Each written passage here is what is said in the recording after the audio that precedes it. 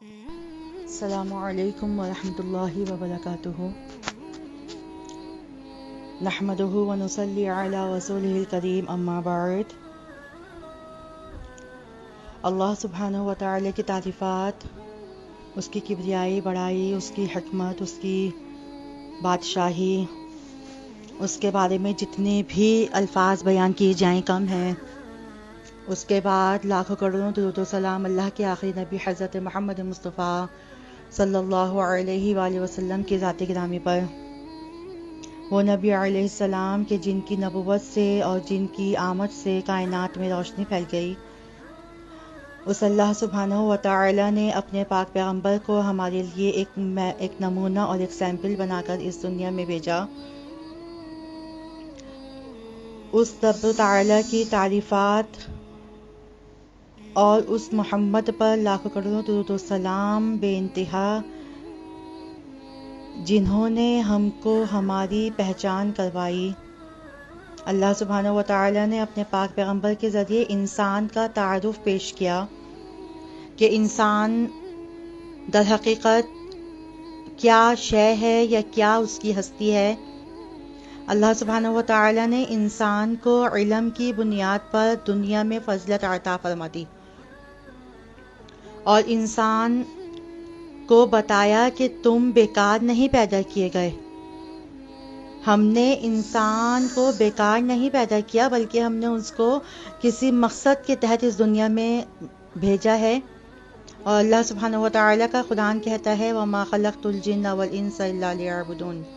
ہم نے جن اور انسان کو صرف اور صرف اپنی عبادت کے لیے پیدا کیا ہے۔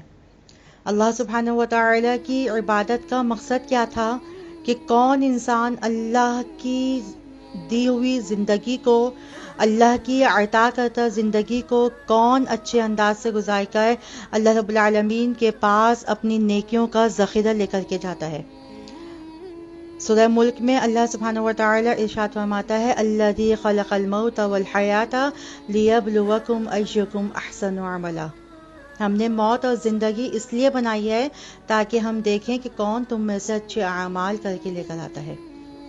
انسان کی ہستی کو اللہ سبحانہ و تعالی نے بیکار نہیں پیدا کیا۔ افحسبتم انما خلقناکم عبثا وانکم الینا لا ترجعون،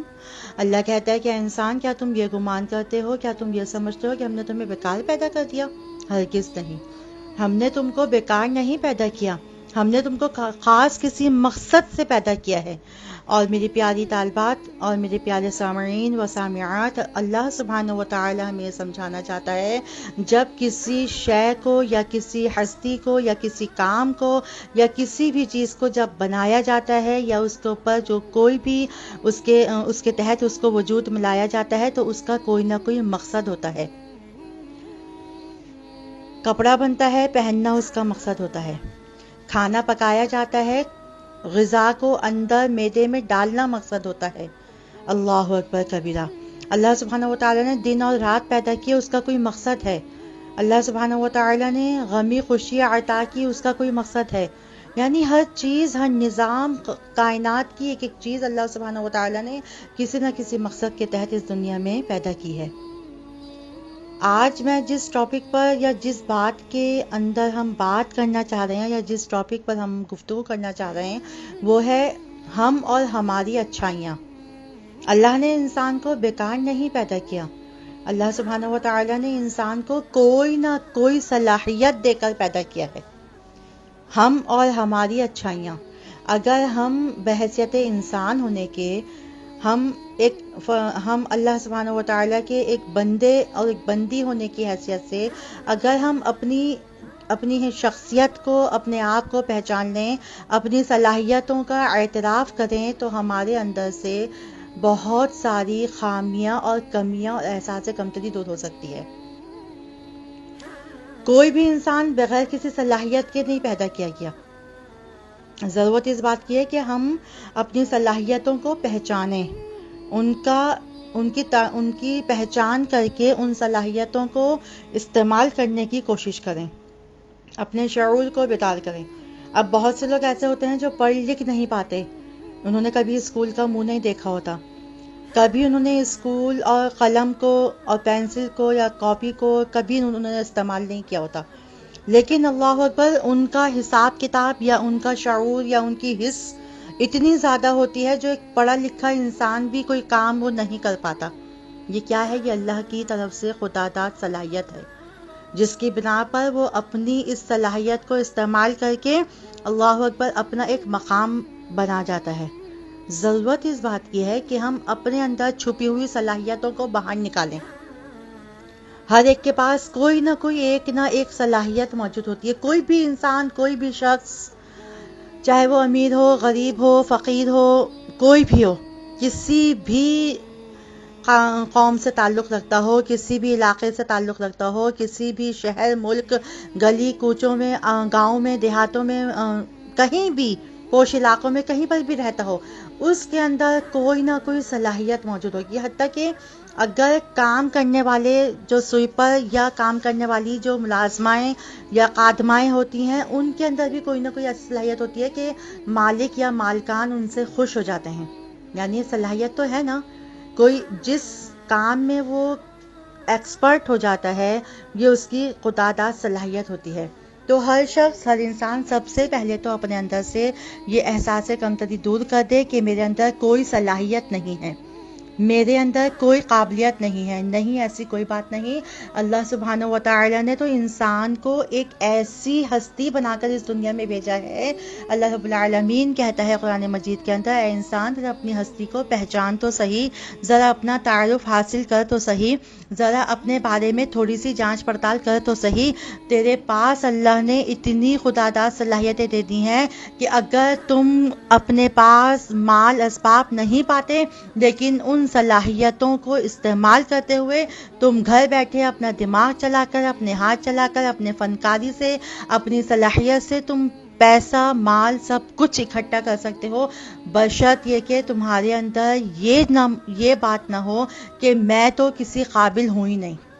اگر یہ چیز انسان کے اندر آ گئی تو پھر وہ آدھا تو مر ہی جاتا ہے۔ تو ہم نے ایسا کوئی کام یا ایسی کوئی چیز اپنے اندر نہیں جمع کرنی کہ جس کی وجہ سے میری جو اللہ کی طرف سے عطا کردہ صلاحیتیں ہیں ان کو زنگ لگ جائے، وہ ان باتوں کے اندر دب جائیں، یا ان چیزوں کے اندر وہ بالکل ہی چھپ جائیں جو میں اپنی سوچ کے ساتھ یا میں اپنی کسی چیز کے ساتھ کہتی ہوں کہ بھئی میرے پاس تو کوئی صلاحیت ہے ہی